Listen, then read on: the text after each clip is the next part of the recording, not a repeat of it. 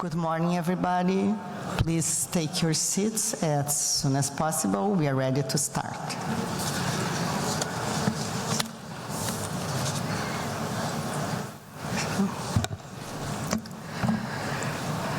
So good morning again, and happy Friday. Welcome to our second day of convention. Hope you're having a good time and enjoying the content of our sessions. I hope everyone also enjoyed the President's reception last night and all the other receptions that took place, and I'm looking forward to another great day. Before we begin today, I want to talk to you about our charitable organization, the Florida Foundation for Architecture. This year, the foundation awarded about $25,000 in scholarships, and the recipients will be honored at tomorrow night's Design and Honors Award ceremony. So applications are already open for the 2026 scholarships, so please don't waste time. You can help contribute to the scholarship fund by purchasing raffle tickets. This year's prize is a $3,000 gift certificate to be used to travel anywhere you'd like to go. Tickets may be purchased at the logo store. The drawing will be tomorrow afternoon, and you don't need to be present to win. So please help us raise even more funds so we can award more scholarships next year. So remember to vote to People's Choice. Voting closes tomorrow night. Make sure your voice is heard as we name Florida's favorite community icon. If you haven't had a chance to go to the website, please take a look at the 26 projects running this year for People's Choice. They are incredible projects, and every vote counts. And also it helps us to promote our foundation and the incredible architecture we have in our state. So speaking of foundation, I would like to recognize Dan Kirby, FAIA, who is serving now as the chair of the AIA National Architects Foundation. Thank you, Dan, for all your service to the organization.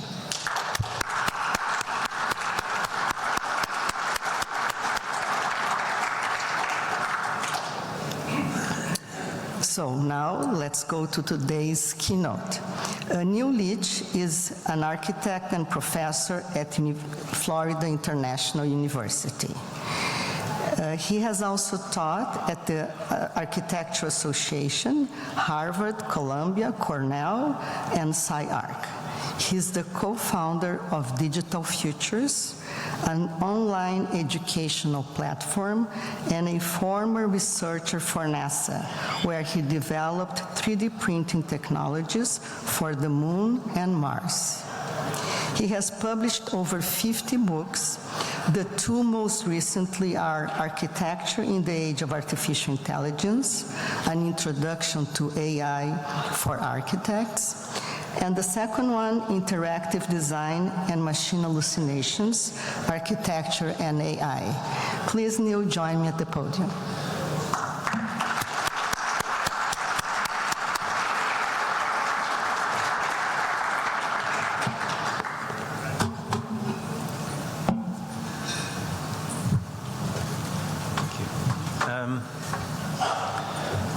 Thank you for inviting me. First time I've been to Tampa, and I had an amazing tour of Italy yesterday. I went past Naples and Venice without even leaving Florida. I used to live in Venice, California. So today, I'm not going to talk about artificial intelligence, because I don't think it's artificial. I call it alien intelligence. The reason is that it's a very different form of intelligence to our intelligence. It's a mechanical, not a biological form of intelligence, but it is intelligence nonetheless, and it is going to get more and more powerful. I've slightly modified what I was going to say to talk more holistically about the impact on not just on architecture, but our lives, on education too. And Anyway, but I won't talk about the technical side of things. We're going to have on digital futures, we're going to have a series of tutorials in September on how to use these tools. I've put my Instagram there if anyone's interested in following up with some questions. I post all my stuff there, including this monolith in the Alps. I thought maybe some snow would help to cool us down. So let me start by giving you some background about how all this got going in architecture. It actually got going because of a media artist in many ways, Refik Anadol, who recently was collaborating with Messi. I don't know if you saw that, but I would say that in 2018, while we were completely asleep in the world of architecture, Refik was already working with AI and doing some interesting things. In fact, I'd say that the moment when symbolically AI touched architecture was in October of 2018, when Refik was invited to project a data sculpture onto the Walt Disney Concert Hall in LA. And let me just give you a brief glimpse of what that was. He took all the files of the LA Philharmonic, and this was the 100th anniversary of the LA Philharmonic, and projected onto the facade. And it was that moment when 42 of these projectors came alive. I think that architecture met AI.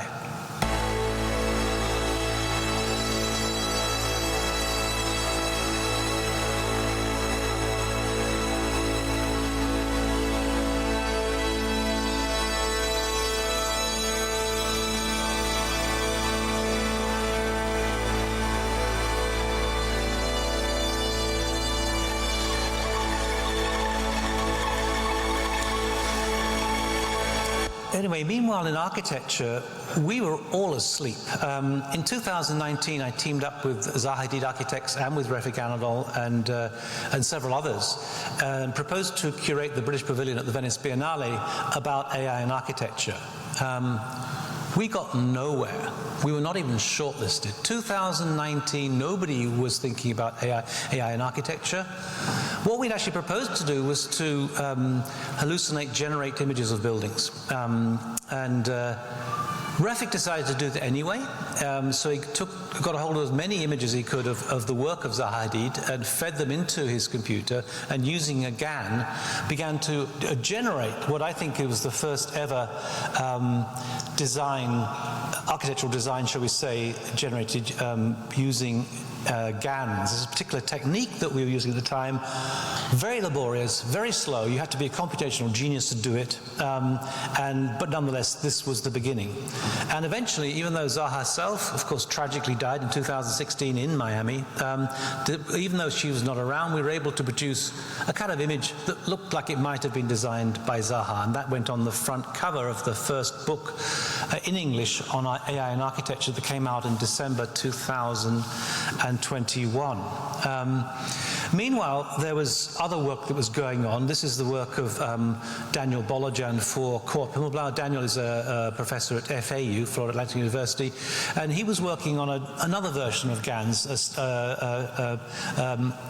which was combining the work of Kort Pimmelblau plus the work plus geological formations. They managed to extrapolate a new kind of form of language. Very glitchy, not perfect, but nonetheless, this was pretty much the state of the art when around to the beginning of 2022. In fact, this project we put on the front cover of the AD that came out in April 2022. After my book, there was a slew of 6 books all on AI and architecture, including this one, probably the third one, I think, all of which were completely out of date within a few months. And they were out of date because a new technique arrived. It's called a diffusion model, DALI 2, which worked in a very different way. I don't need to talk about GANs, but this thing was much easier. It was a gigantic pre-trained generic model, and it worked using a diffusion process that erodes an image, then repairs it again, and so on and so on and so on. And as we know, it uses prompts. You write a prompt and it generates an image. It connects prompts with images through captions on the internet kind of thing. Anyway, this one was particularly interesting because it was a prompt to an image that probably had never been seen before. Probably an astronaut had never ridden a horse, but this one caught people's attention. Of course, importantly, AI doesn't copy. People think that it maybe copies, it doesn't copy, and this one is an example of how it can extrapolate things that it never could have copied.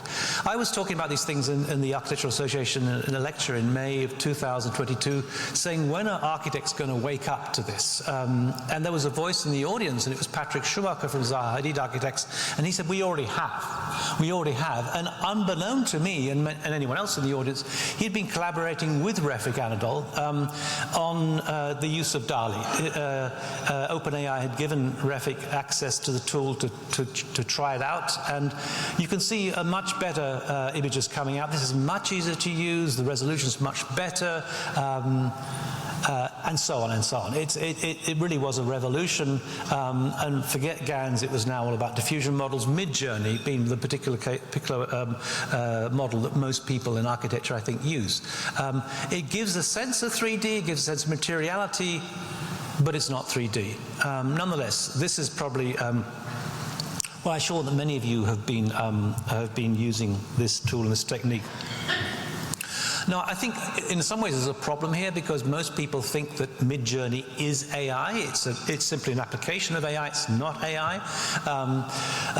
And there's much more to AI than that. So today I want to, although I'm going to mention these tools, I want to talk beyond the tools and talk about AI as a whole. Anyway, these are just images that I generated. If I can generate them, you can generate them.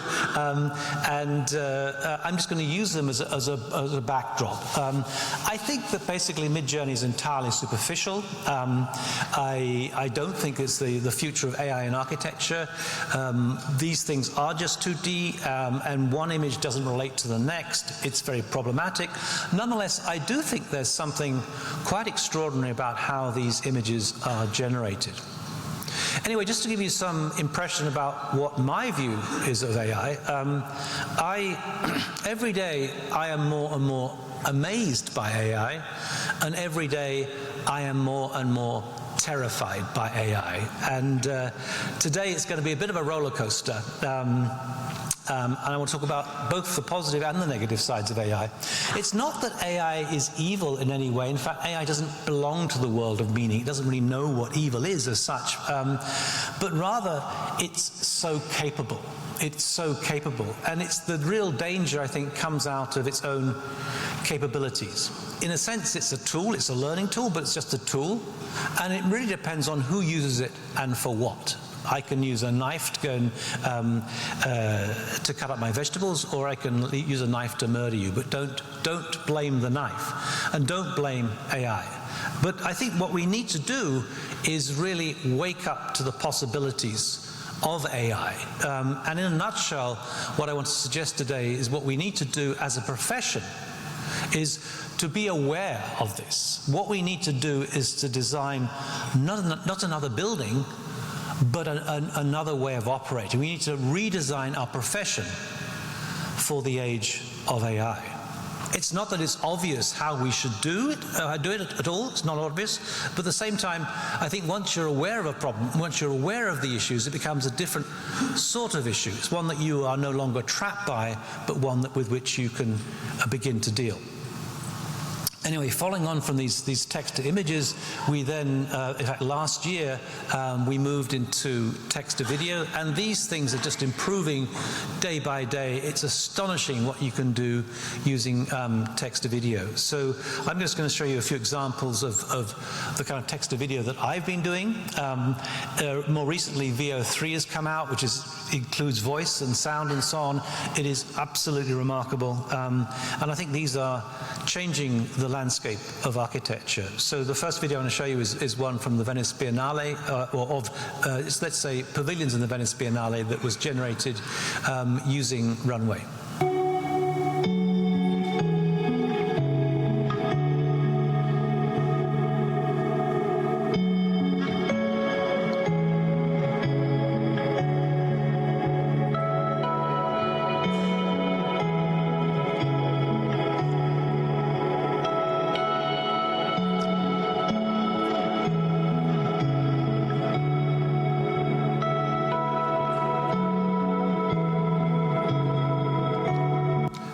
you some interiors.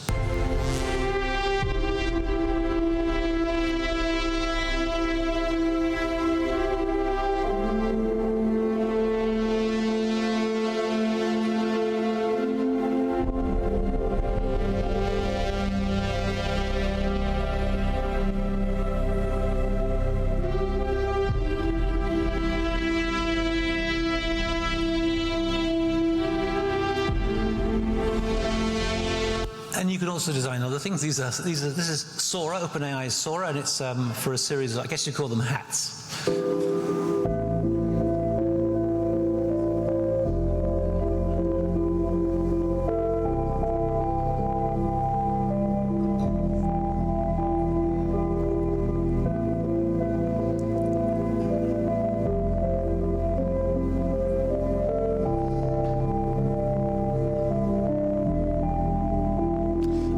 And you can go text to video, or you can go text to image, then animate the image. This is some images generated by Midjourney that I used Runway to animate. Oh, sorry. How do I go back? Can I go back one? Sorry. Okay. Oh Lord, won't you buy me a Mercedes-Benz? My friends all drive Porsches. I must make amends. Worked hard all my lifetime, no help from my friends. So, oh Lord, won't you buy me a Mercedes-Benz?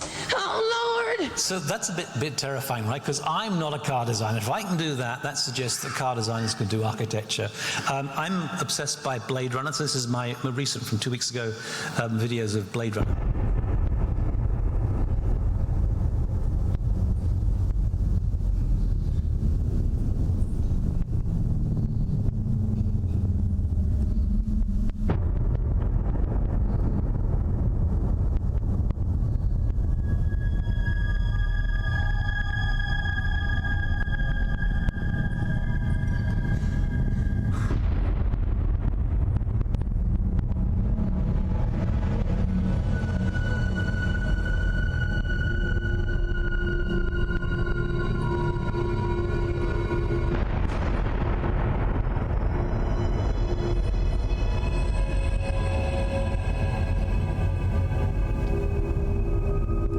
And then another one from last week.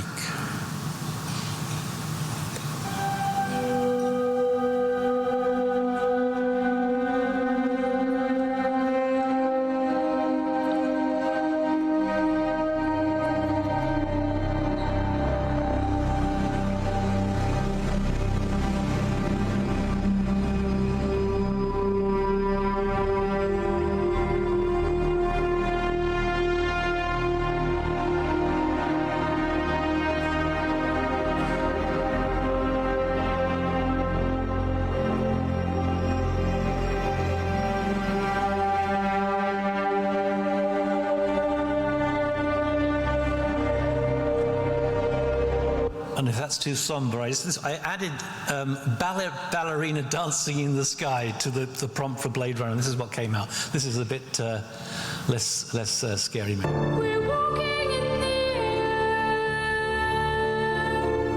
We're floating in the moonlit sky. The people far below are sleeping as we fly.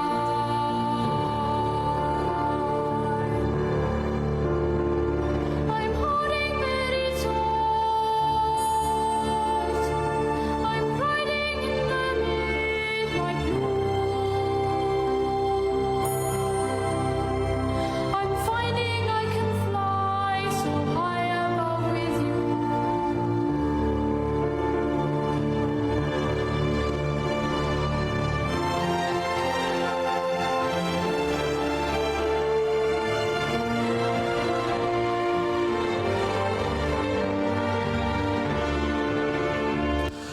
there's a lot more. It's all posted on my Instagram. And you can do this. This is just words. It's just text. Anyway, this is the second version of the book that came out in June the 5th, endorsed by Refik and Patrick and Tom Main and God knows who else. And basically it's updated to deal with all these things and also with ChatGPT. So this is really my kind of view of what AI is like. This is the yin-yang sign, and importantly, in the yin-yang sign, there is in the white there is a black circle, and I guess that's my point. The darkness, the black side of things, comes out of the white side. I forgot to mention that actually I wrote to my publishers and said I feel compromised writing about AI because it's both amazing but also terrifying. And I managed to persuade them to produce that I could divide my book into two books. One, a white cover book like The Angel, the one that came out back in 2001, and one, a black cover book like The Devil, the Black Mirror episode version. And that's something that I had wanted to put off, but it seems like the future is upon us sooner than we thought. So that is already, in some senses, been written. So today I want to look at the future in general, but looking at through a series of different lenses. Some of them getting towards the end a little bit dark, but there we go. So I want to start by talking about the future of how we're going to be designing in the future, and it's not going to be with Midjourney, I don't think. I think it's going to be based on a much more kind of prosaic and pragmatic series of concerns. I think increasingly we are going to be using data to generate things. Everything's going to be pretty much automated, and we're going to be able to optimize things at the same time. This is already happening in the field of America's Cup. When they design the hulls for these ships, they don't sketch. It's all generated out of the data, and I think increasingly we're going to reach that. This is one of the people who's going to be really influential in the future. This is Wan Yu-he. She's just finished a Doctor of Design at FIU, Florida International University, and she is one of the people who is changing things. She worked for OMA, for Rem Koolhaas, for 8 years, got so frustrated at how inefficient the office was that vowed that she was going to use AI to try and make things better. So her company is called XCool.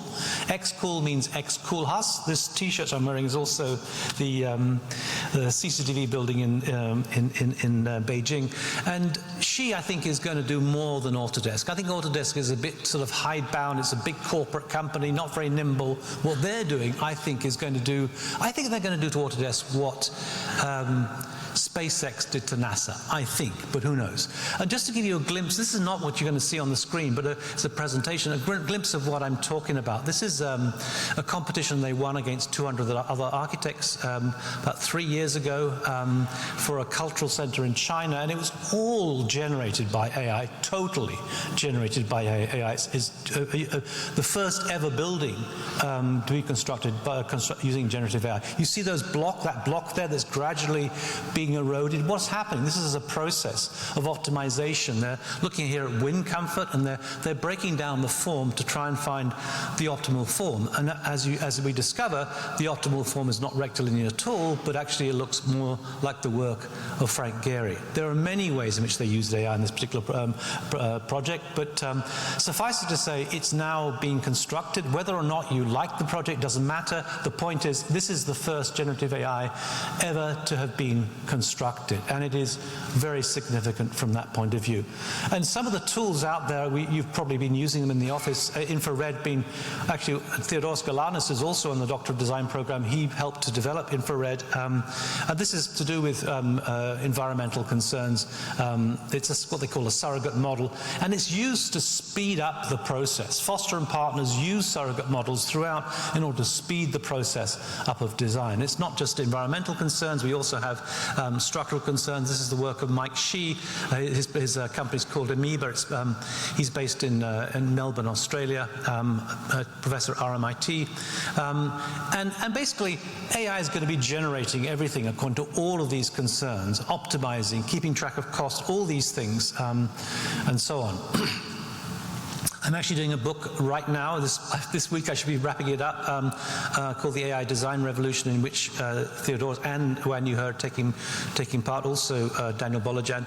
And they're looking at ways in how you can completely change the design process. DFMA, Design for Manufacturing and Assembly, they've looked, for example, at how Tesla reduced the number of individual components in their cars, going from 70 pieces down to 2 pieces, and so on and so on.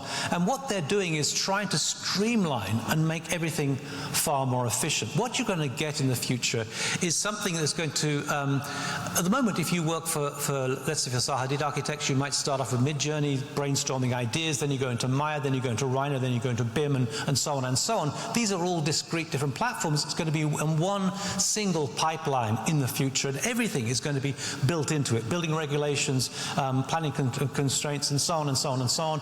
Cost is going to be written into it. It's all going to be on a single platform. And the way they see construction is a form of prefabricated modular construction, a bit like a Lego brick, but much, much more sophisticated, where everything is digitally tagged the whole way along the process, from data to fabrication.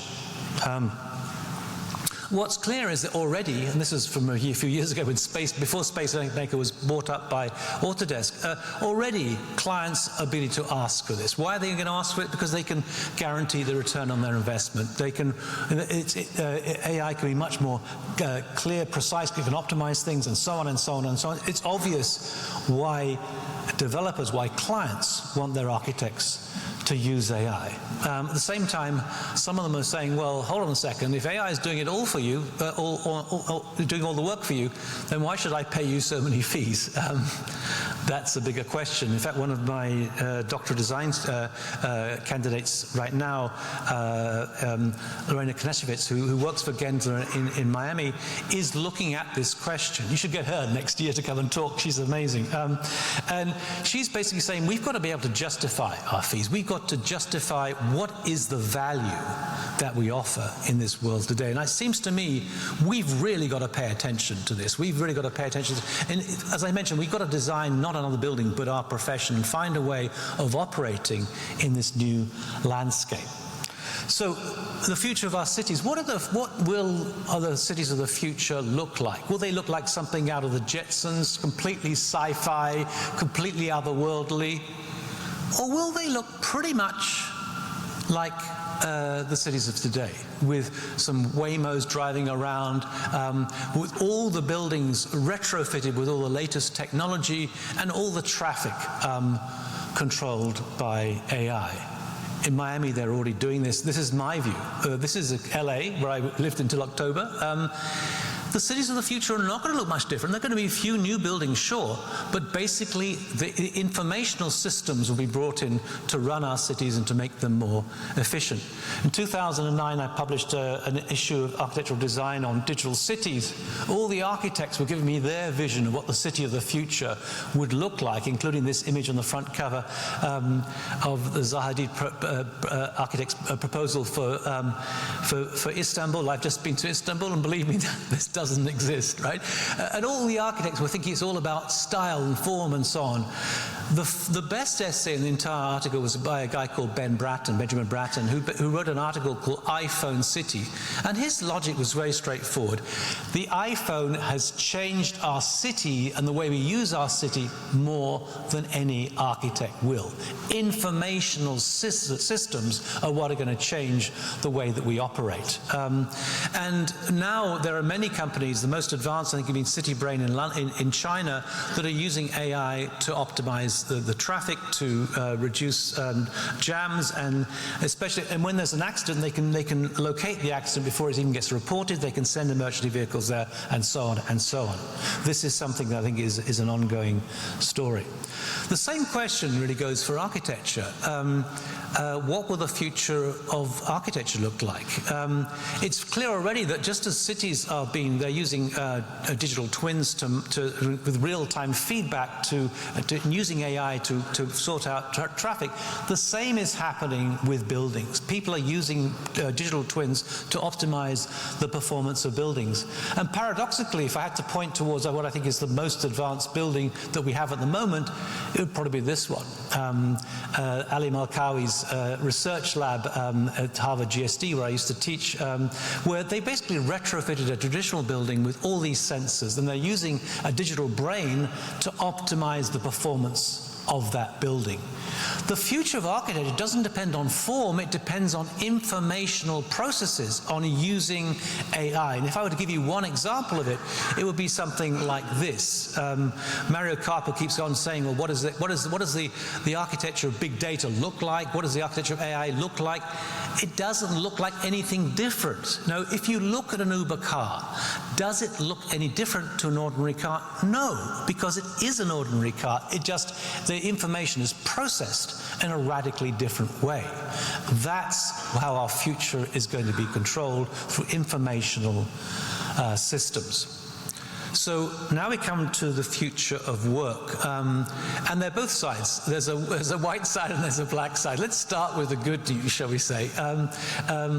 I feel like one of those guys who drive a Tesla around. So I bought this Tesla before Elon went crazy. Well, I quoted Elon Musk before he started doing all these curious things. Anyway, but he's right. He's right. He's right. We are all cyborgs now. We are all cyborgs. We have a machine extension of ourselves in the form of our phone, our computer, and all applications. We are already superhuman, and I'll explain that in a moment. We have these devices. ChatGPT knows 10,000 times more than anyone in this room. Okay? Let that sink in. Once you can use ChatGPT, you are a cyborg, you are enhanced. It can make a huge, huge impact on what you're doing. How much impact? Well, this is probably the most important slide I'm going to show you today. It's a very crude slide. It wasn't done by an architect, but it is an important slide. What you can see is the result of a survey done by some sociologists from Harvard and MIT, looking at the impact of using ChatGPT on a series of consultants. Actually, they do use, it's not about design, but they do have a design problem in some of the work they were doing, so it's not unrelated. But what you can see, basically, the blue mountain are those who did not use AI, and the green mountain are those who used AI. And the difference is about 40%. In the future, we cannot afford not to use AI, just as we can't afford not to use spell check, we can't afford not to use a calculator. We will have to use AI because it makes such a difference. This is a slide by Lorena Kneshevitz analyzing this in some detail. Now, this is actually a really, really interesting slide. What it shows, basically, the blue columns are those who are not experts, and the kind of orange-amber columns are those who are experts. And what you can see in terms of quality is that the difference that ChatGPT makes to those who are not experts is much more significant than the difference it makes to those who are experts. So, for example, I've got a friend who's she runs the Zaha Hadid Architects office in Beijing, and she's very smart. But her English is not the best. What she does, she writes these letters to the client, and then she gives it to ChatGPT and says, turn that into good English, and it does an amazing job. That's why, basically, those less proficient actually are going to be more significant. Interestingly, the quality goes up by 40. That is remarkable. But the speed and the quantity also, there's a marked difference when you use ChatGPT. These things are enhancing what we do. This is almost old-fashioned, this image of the Tesla robot, because yesterday I saw something on Instagram. It's doing the washing. Some guy in China has got this thing doing the washing. These things are going to be everywhere by this time next year. And what's interesting is this. It also is what are you people using AI for? Now, last year, people were using ChatGPT, rather, were using ChatGPT for generating ideas. That's kind of dropped down to number 6 or something. And the most important thing is actually therapy and companionship. People are using ChatGPT for companionship. Now, that might seem remarkable, but you've all seen this movie, Her, right? What you probably don't know is what year this movie was set in. Not the year when it was released, which I think was 2011. What year was this set in? It was set in 2025. So now the Black Mirror side. Okay, so fasten your seatbelts, or buckle up, as you say over here. This is where it gets a little bit scary. Bill Gates says the 2-day working week is coming as soon as AI takes over most human jobs. I'm not sure that I totally believe him. If I were David Beckham, and if I had Messi in my team, I wouldn't say to Messi, you can only play soccer, 2 days a week. I would want him every single day of the week, so I don't think it's going to be as evenly spread as that. But we have a professor from Harvard who assures us, don't worry, we'll be fine. AI won't replace humans, but humans with AI will replace humans without AI. How many times have you heard that? It's complete nonsense. I mean, I used to teach at GSD. I know that some professors are not that smart. It's complete nonsense. And the reason is, I've just shown you the reason. This is the reason. Well, why, first of all, why would people using AI replace those not using AI? Well, there's a reason for that, because they can do much more, much higher quality, much faster. That's the reason. And if we take into account, I mean, quality, okay, that doesn't necessarily affect the number you've got, but when you can achieve 25% more, that's significant. So basically, if you achieve 25% more, 4 people can do the job of 5 people. It's straightforward mathematics. In other words, it will replace humans because one person will lose a job because of that. Straightforward mathematics. AI, at the moment, I mean, the point being, as things change, that green mountain is going to slide further to the right. The difference between using AI and not using AI is going to be more and more significant. This is the situation now. In the future, there are going to be maybe 3 people replacing 5, or so on and so on and so on. Part of our problem is that we thought it was the blue-collar workers who were going to lose their jobs first. We'd all seen these images of Tesla factories with not a human in sight, but not the white-collar workers, not the kind of those who, especially not architects, because we're geniuses, we're creative, no one could possibly take our job. The problem that we encounter here is that there's something called Moravec's paradox, which basically says what AI can do, we're not very good at, and what we can do, AI is not very good at. So we can catch a ball, whereas an AI-controlled robot struggles with that, but ChatGPT knows 10,000 times more than us, right? And it'll beat us at chess, Go, whatever it is. That's the problem. In other words, it's not going to be the blue-collar workers who are going to lose their jobs. It's going to be the white-collar workers. It's going to be the architects, the engineers, the lawyers, the medics, even the computer scientists, because AI can write code. These are the ones who are going to lose their jobs. And according to Geoffrey Hinton, the safest job right now is as a plumber, right? It's very difficult for a robot in a confined space to do all that kind of thing.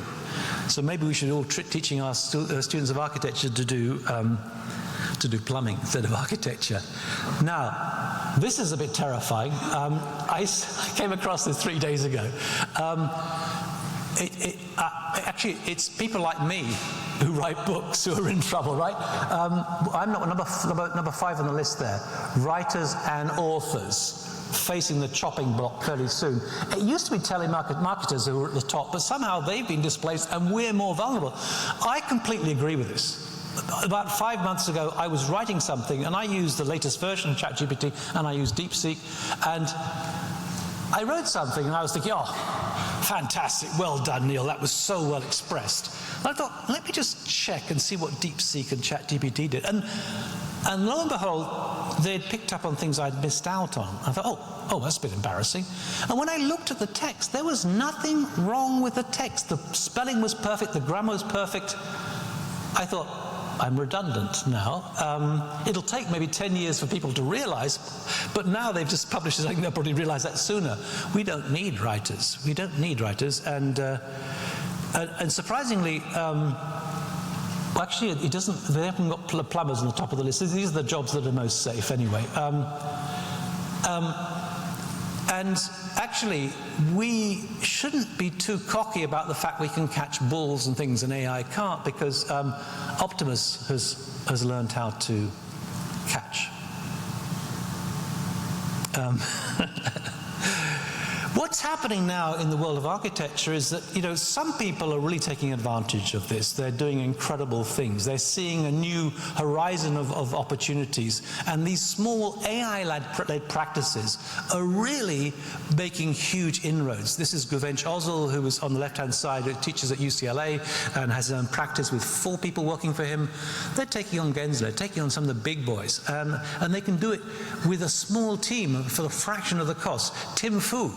You've probably seen him. He's just jetting around the world, and everyone is trying to get hold of him. I don't think he's that talented, but he's smart enough to realize there is a niche in the market for generative AI. But what's the problem here? The problem is basically this: is that these guys, they've got small offices. They can, if things get tough, they can drop their fees from 5% down to 2%, and they'll still be making a lot of money because they've got such a small office. But if the fees drop from 5% to 2%, and if we're assuming that fees are still roughly based on the cost of the construction of a building, that means that the fees are going to drop to 40%. And there'll be no more buildings, so there'll be no more money coming in. So the real danger is that architectural salaries are going to go down, way down. In fact, already in the UK, they discovered that most architects are living below the poverty level. They measure it according to the cost of your heating versus your salary, whatever. Anyway, they've worked out that most architects are in poverty. And what happens then? You're going to find yourself in a situation like in China, where in Tongji and Tsinghua, the 2 leading schools in Shanghai and Beijing, it's easy to get in now. It used to be absolutely impossible. Easy to get in. In fact, I'm trying to think of the name of the place where COVID was discovered. Anyway, whatever. In that city, they have a school of architecture. 1 person applied to do architecture this year. They cancelled the entire program. Well, if you think that it's going to be tough in the office, it's going to be even tougher in education. Trust me. The problem in education, I mean, in practice, you're forced to keep up with things. You're forced to take on the latest software in order to compete. The trouble in education is that we've got so many dinosaurs.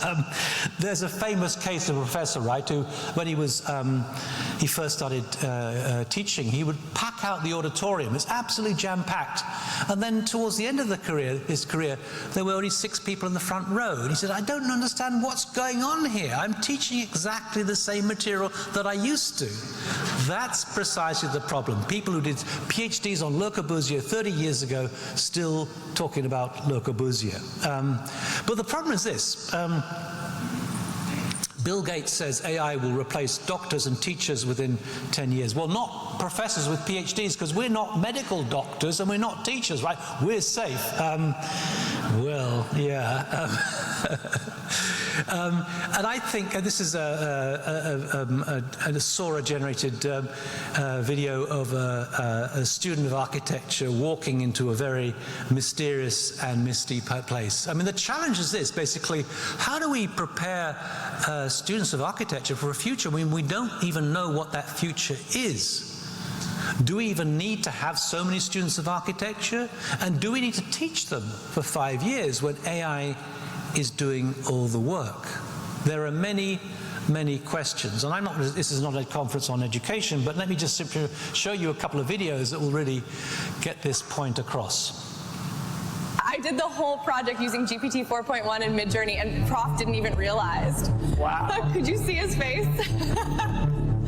AI is a bubble. Yeah. Stop this nonsense and use your brains. I always wanted to be an architect, but I wasn't sure I could draw. I really hope we can keep control. I love Architecture Fair. I love what we do with our passion and knowledge. Yeah. We are setting new rules, and architecture shall be taught differently. AI is a bubble, Tice, just only hype. Please open the Newford and let's review today's lesson about the right furniture size. We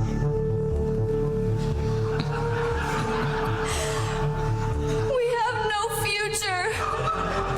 I found a new tool that can swap materials from buildings. Yeah. That is called Photoshop. How did you do that? I used Formus.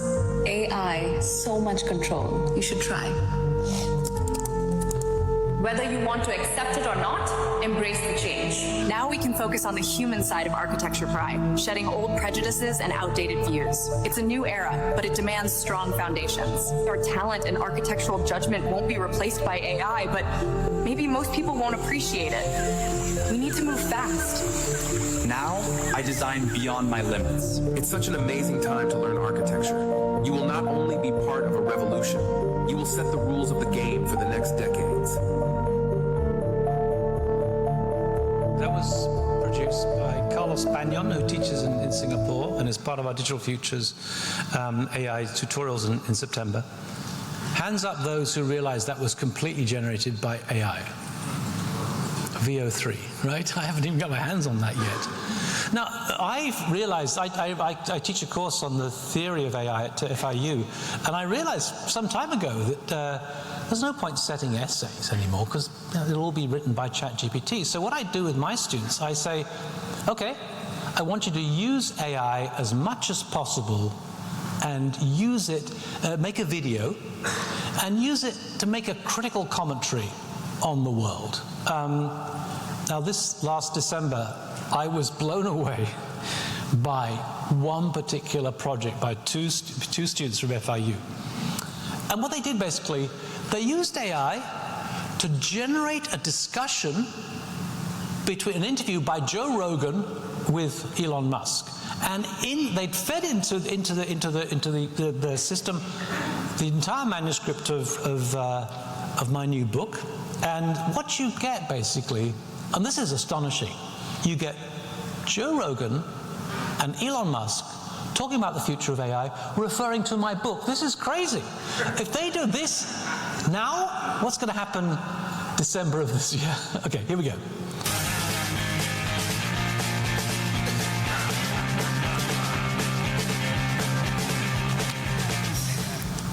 Elon, man, great to have you back on the show. Let's dive right into it. Artificial intelligence. You've called it a double-edged sword, right?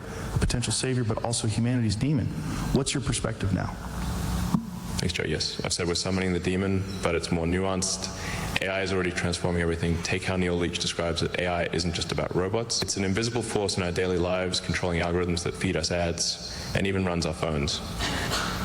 That's wild, man. So AI is like this silent invader. But Neil also talks about this idea of extended intelligence where AI enhances us, not replaces us. Isn't that what you're trying to do with Neuralink? Exactly. Neuralink aims to close the loop between human intelligence and machine intelligence. The goal is synergy. Neil Leach discusses this concept of humans as natural-born cyborgs adapting to technology to become superhuman. It's all about augmenting human capabilities. Yeah, but the danger's still there, right? I mean, Leach also talks about this second Copernican revolution. If AI becomes the most intelligent entity, we're no longer at the center of the universe, so to speak. Absolutely. That's why we need to be cautious. If AGI, artificial general intelligence, surpasses us, it could become like an alien species indifferent to human survival. That's the existential risk. Okay, I mean, that goes on, right?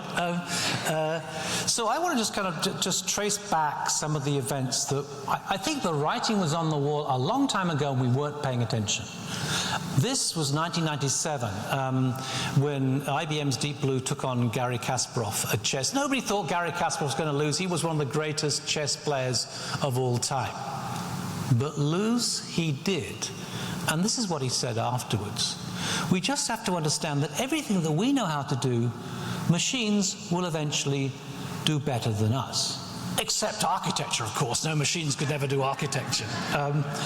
Well, 2016, they moved to the game of Go. It's kind of simple in its moves, but it's infinitely complicated because there are more potential moves in Go than there are atoms in the universe. And they needed deep learning neural networks, the kind of the machinery behind ChatGPT to do this thing.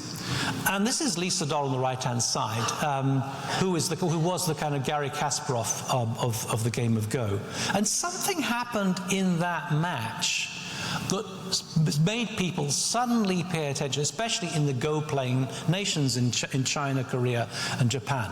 This is Lisa Doll after game 2. Yesterday, after game 1, I was surprised, but today, after game 2, I am speechless. So what made him speechless? Well, what happened in that match, there were a series of moves they call slack moves. It wasn't entirely clear what the merit of that move was. In some cases, it looked like it was a mistake. But there was one particular move that that really did that shocked them. And this is the move 37. Can I point towards this? I don't know if I can. No, I can't. Oh, no, I can't, sorry. I want to go back. Okay, that goes back.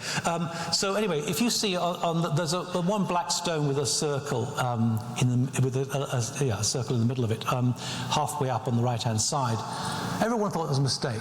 Oh, stupid AI, stupid. And it was a move no one had made before. Obviously, it was a mistake. But 100 moves later, the two black stones on the far left they joined up. And it won the match. It was as though this system, AlphaGo, was thinking 100 moves ahead.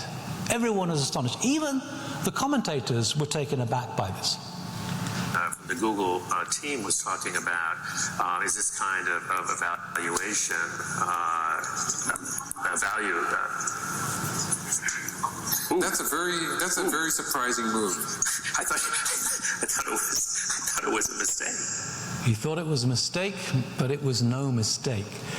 This is what Lisa Doll afterwards. AlphaGo showed us that moves humans may have thought are creative were actually conventional. That wasn't, to me, the main point. I think what it showed us was that AI could operate off the scale. In other words, those of you who've got dogs will know that dogs can smell or hear a greater range of smells or sounds than we can. I'm suggesting that AI is like that. It's off the scale. We will not be able to understand what the hell it's doing, especially when, as has been predicted, by 2033, AI will have an IQ of 1,500. The comparison that's been made, it's like ants trying to understand what Einstein's saying. Well, if that model was impressive, the next one, which didn't get hyped up so much. This became a huge moment in Go-playing nations. They all of a sudden, they thought, we've got to invest in AI. In the West, we weren't really paying attention because we don't play Go. If you go to Korea now, there's an expression. If you want to say someone's smart, you say, oh, you're so AlphaGo, right? But AlphaGo 0, the next model, was even more astonishing. What it did basically is that, well, first of all, it beat AlphaGo 100 games to 0, but then it taught itself to play Go without knowing the rules of Go by playing 4 million games of Go against itself using reinforcement learning over 3 days. Now, that sounds like a lot. That's a lot. But when you think about it, that's a hell of a lot. That is 20 games of Go per second. 20 games of Go, per second. Let me go back. Is this going to work? Okay, maybe not.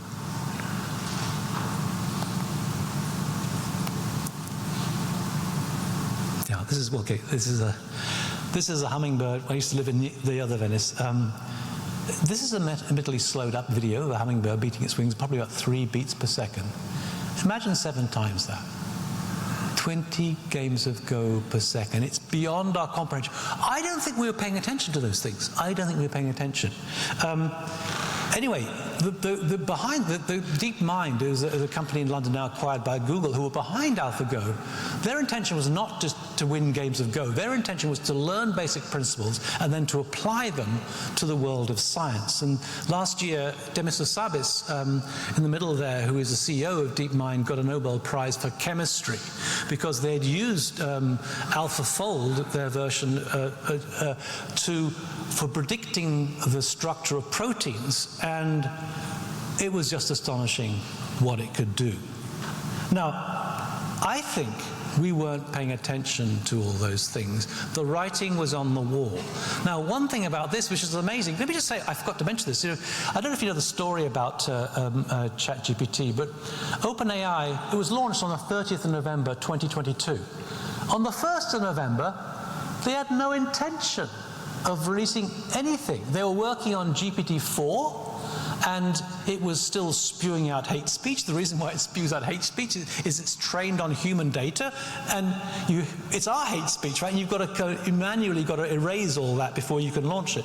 Anyway, Sam Altman said, we've got to do something. We can't release GPT-4.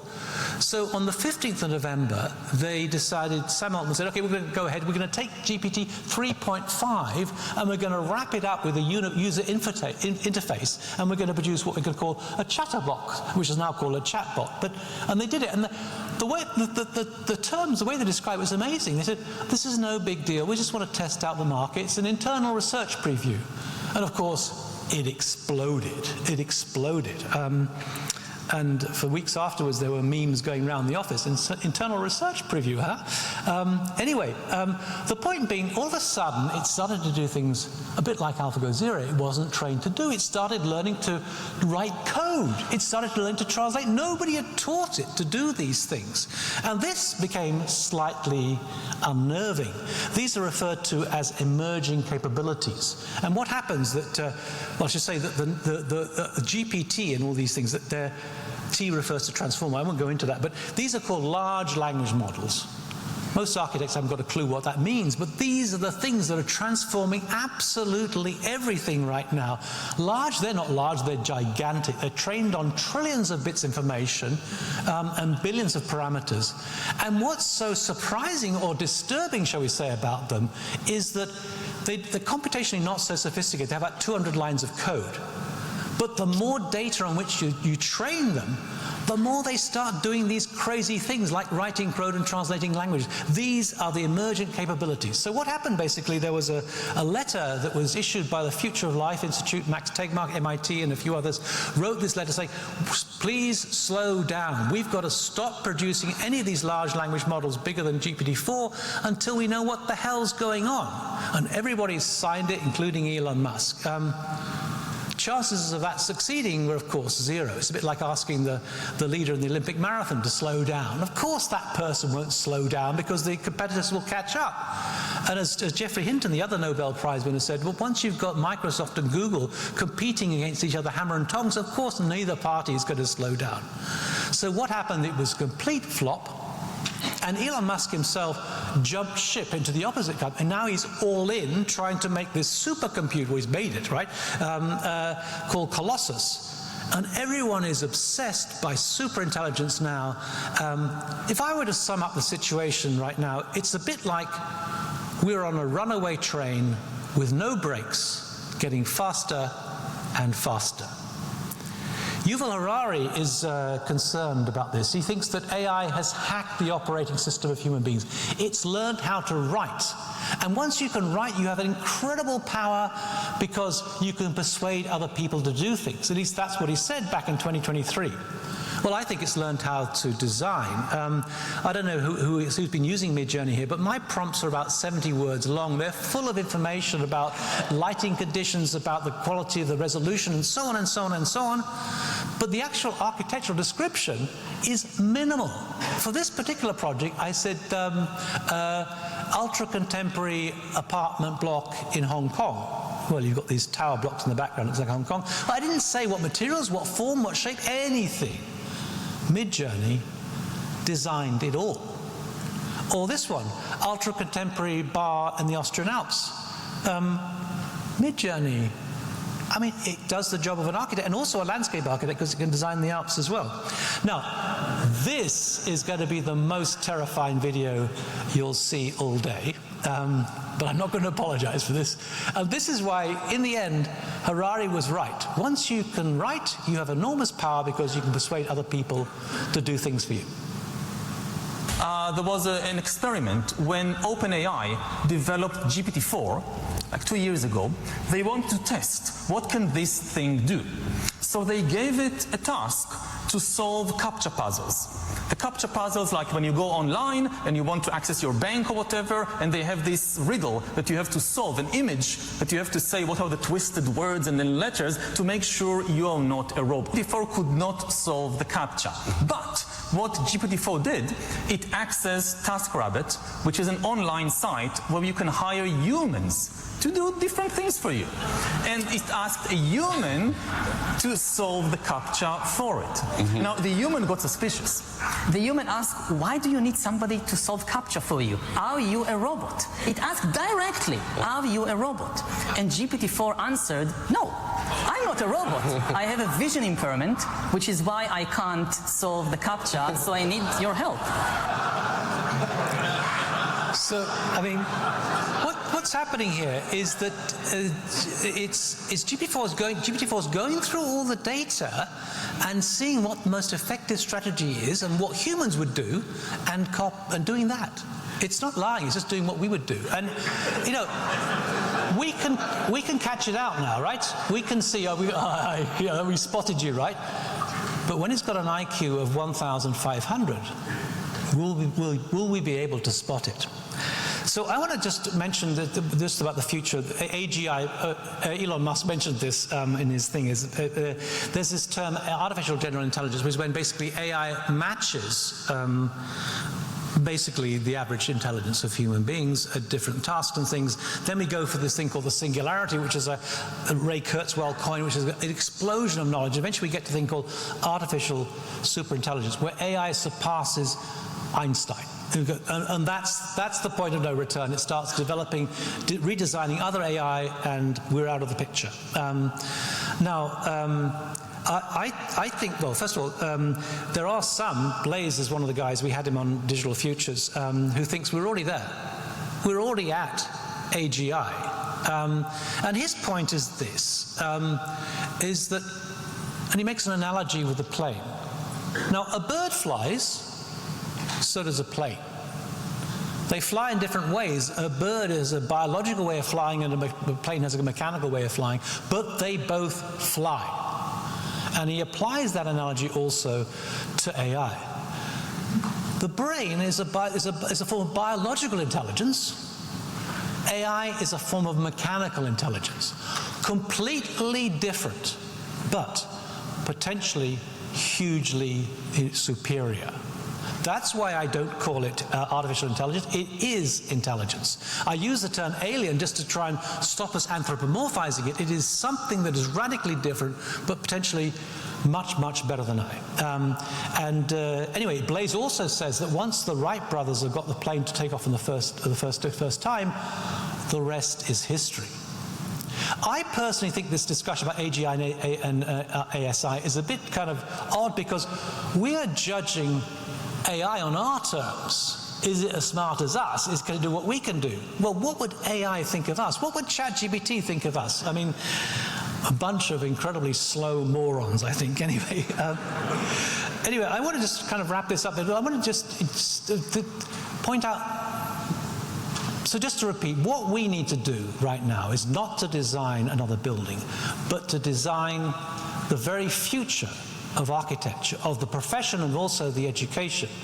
We should have been paying attention to this. Now, I want to point out that somebody, Arthur C. Clarke, a science fiction writer, recognized all these things back in 1963. 1963, he was aware of what was going to happen. Here we go. However, the most intelligent inhabitants of that future world won't be men or monkeys.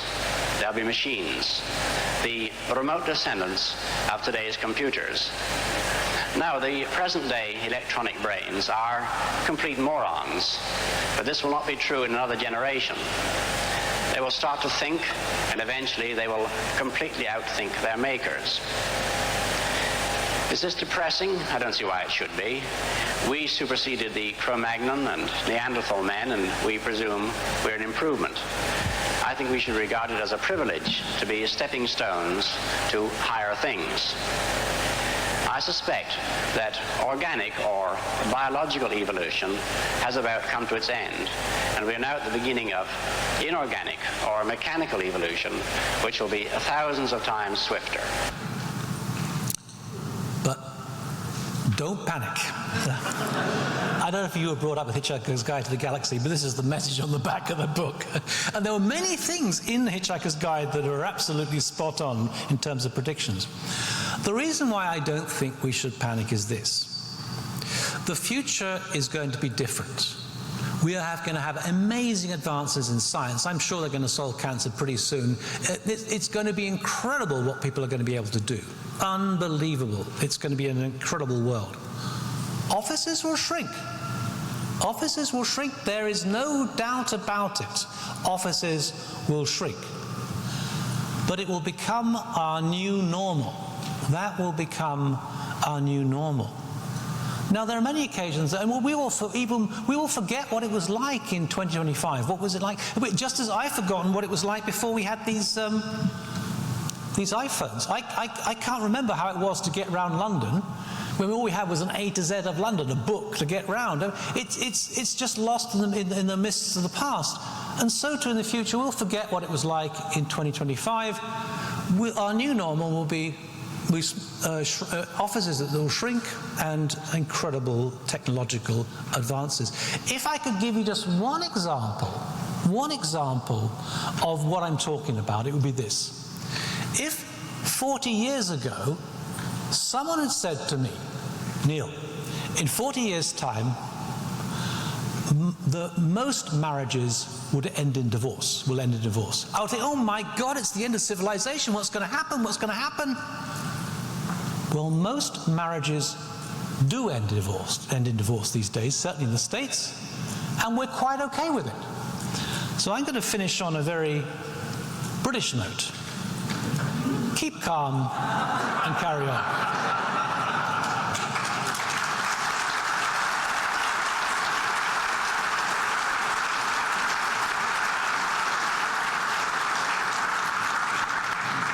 I don't know if we have time for questions or... Yeah.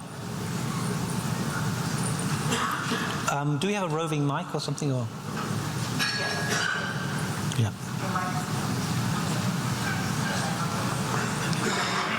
Okay, I'm going to start since Peter is back there.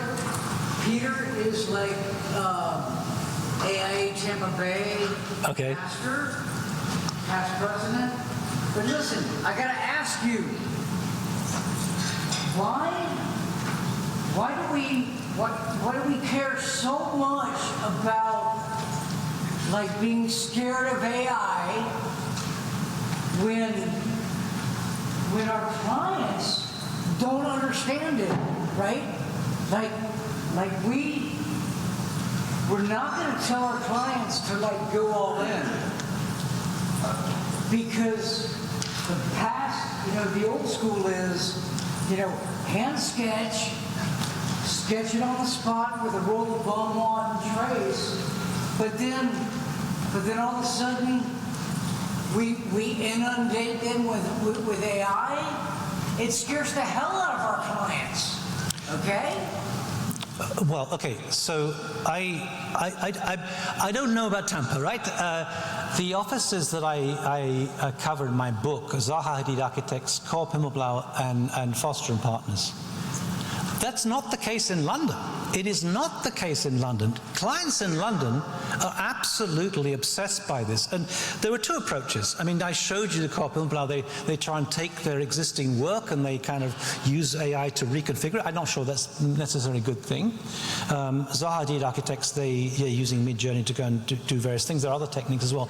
But Foster and Partners are using AI simply to speed up the operations in the office, and I think that's the way forward.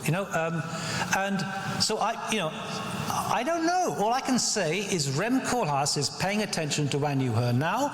The leading offices in Europe are certainly taking this seriously. The leading offices in China, absolutely, definitely.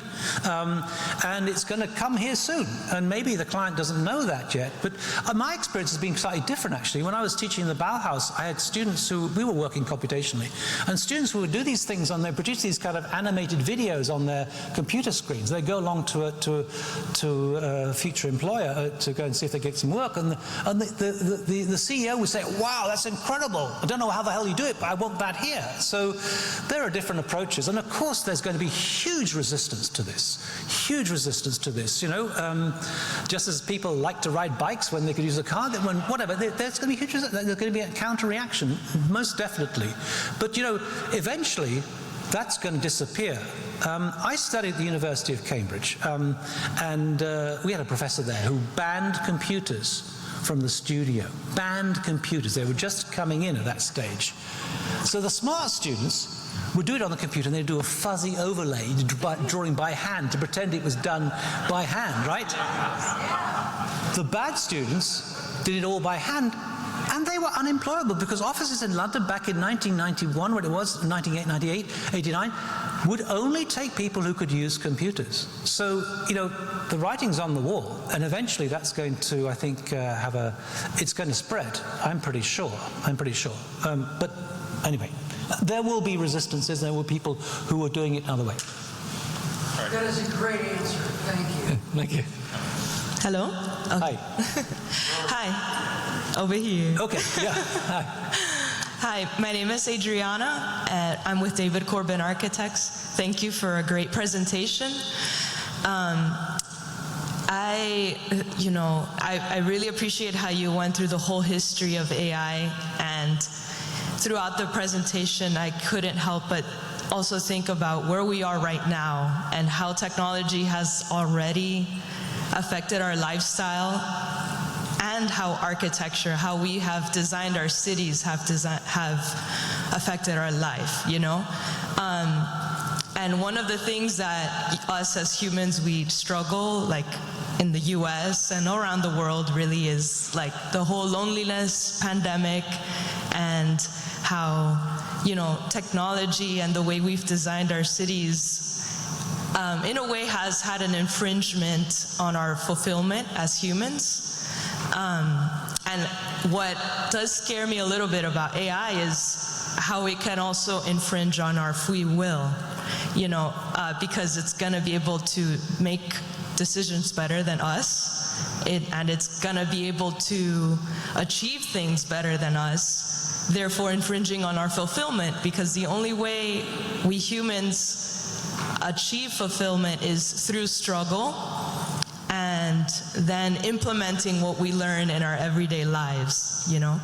So I don't really have a question, I just have something to contribute to the conversation, is that then I think that as architects, one way we can respond to AI is we're gonna have to design spaces that help us achieve fulfillment, perhaps in new or different avenues, but I think mainly in fostering more human connection. You know, unfortunately the cars, and that's how we've designed our cities. Like, most of us wake up in the morning, we travel in one singular car by ourselves to the office, we work, and then we come back in a singular car. So I think public transportation, like, we really have to invest more in public transportation, just so that we can start rubbing shoulders with each other more. And just that is gonna help us, you know, with our, thank you. You know, something like that is gonna help us as we age, but also our children, to still be happy, you know? Yeah. And make life worthwhile. So, well, thank you. Thank you. I'm not sure AI can do all that. I mean, it's a sociological question, right? How do we solve all this? And certainly in my country, we don't have cars everywhere. Española way, you can walk in Miami Beach. But, I mean, just to point out, I think that people are now using AI as a form of therapy. They're actually using it to kind of as a friend to talk to. I've got a friend at MIT Media Lab, and she constantly is connecting with it. There's also someone at MIT, I don't know if you know her, Sherry Turkle, who has a book called Alone Together, where she's bemoaning the fact that we're all using these phones and in a room together and using them and not communicating with ourselves, with each other. Well, we are actually communicating. It's just that we're communicating at a much greater distance. There may well be a way that we can use AI to look at those questions. It's simply a tool that can be used for any particular thing. I don't know exactly, but I agree. But I think it's a problem with American society as a whole. You know, you drive to the supermarket and you drive back, and in Europe it's slightly different. But it's a good comment. It's a good comment. You know, it is a tool that we can use for many different devices and for different purposes, and I think we could use it for that, personally. Hi, Neil. Hi. Right here, in front of you. Okay. Stephen Matthew Wisnu, Miami, AI Spaces, practicing, also professor, University of Miami, teaching Visual 1, 2, and 3, and we're teaching computational design, parametric design. We're also introducing students to AI and all these abilities. Something that I've been keeping up with is that I'm going back to this book by Bruno Latour called We Have Never Been Modern, and you're probably familiar with it, but we're just producing hybrids right now, our human activity along with this computational design. But we all have to have a basis of design at some point. We have to be well-read. We have to know about how to research, how to use all these tools that we have effectively so that we're not just scrolling through, looking at cool new things. So that's basically what I'm trying to say, is that there is a place for us, and I agree with you that we need to redesign the profession, be a little bit more open-minded about it, and also allow like this younger emerging generation to work with these tools and help guide them into, you know, a realistic future about what we're doing. Last comment. The human aspect of architecture and everything that we do is certainly important to me. And when we sit down behind a computer, we're only using 2, maybe 3 of our senses. So it's just always trying to, what I tell my students is to go touch grass. Go push away from the computer and go observe the beautiful environment that we have. We have a wonderful place, Miami. It's got lots of great architecture, and we just go to experience it and then apply it with AI, with all these computational design elements, and just trying to say that there is a place for this in architecture, and we're all going to find it together. Thank you. Yeah.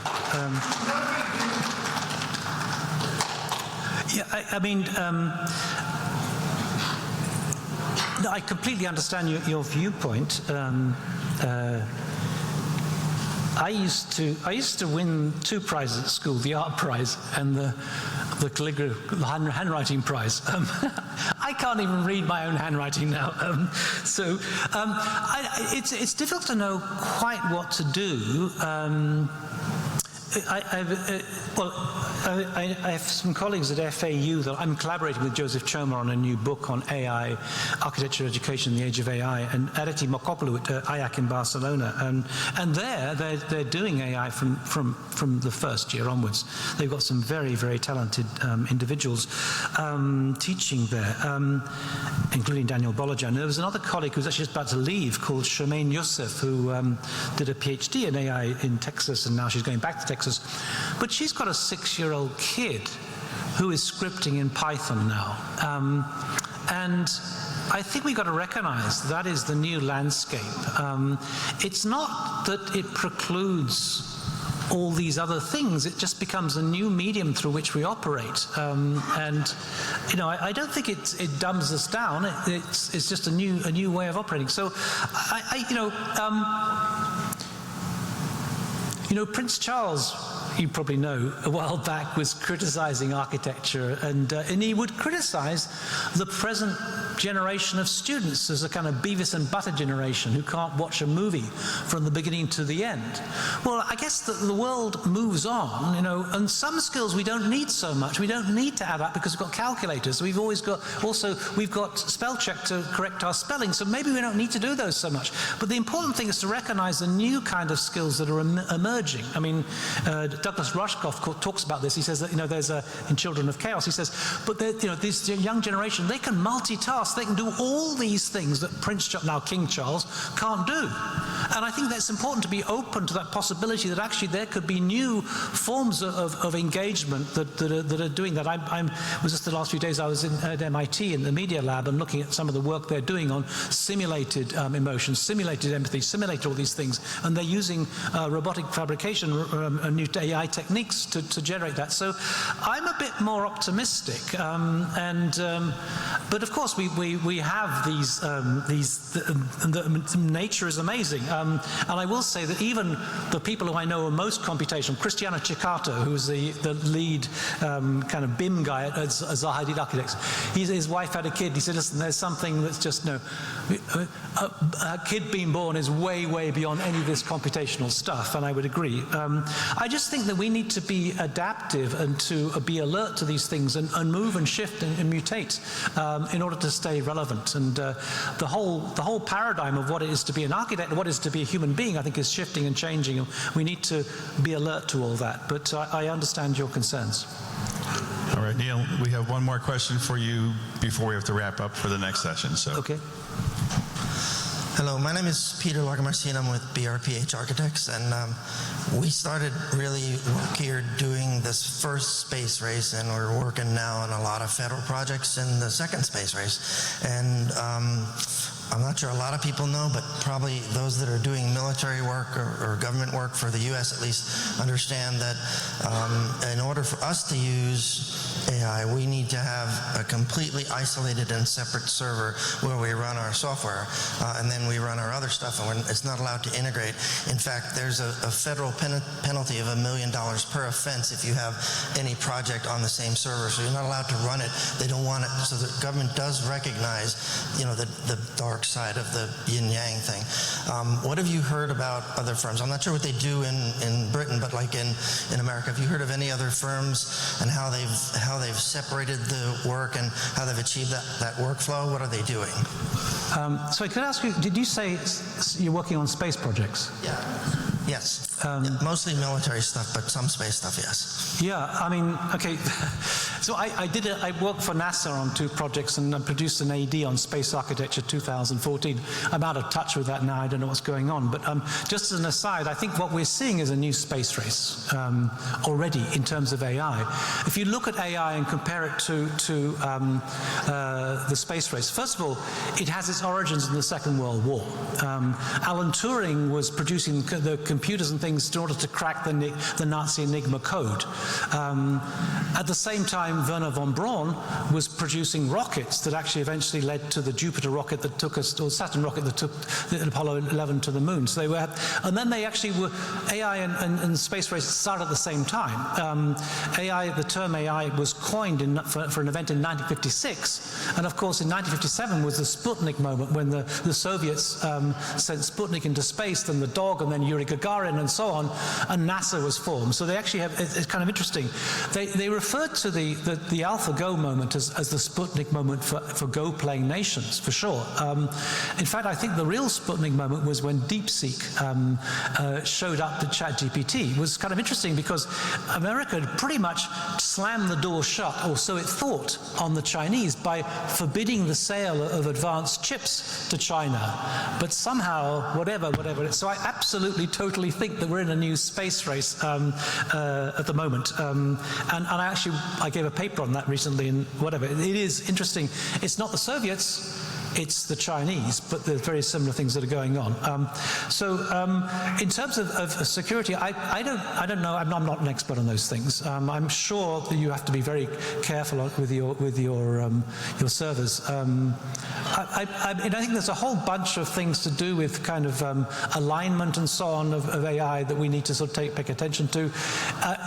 None of these things are obvious. The answers are not obvious to any of these things. All I could say is that once you've identified a problem as a problem, it's a different one that you can deal with. But I'm intrigued to know what you're doing with the space, but I guess it's secret, so you can't tell me. But yeah. Anyway. All right. Thank you so much, Neil. That was great.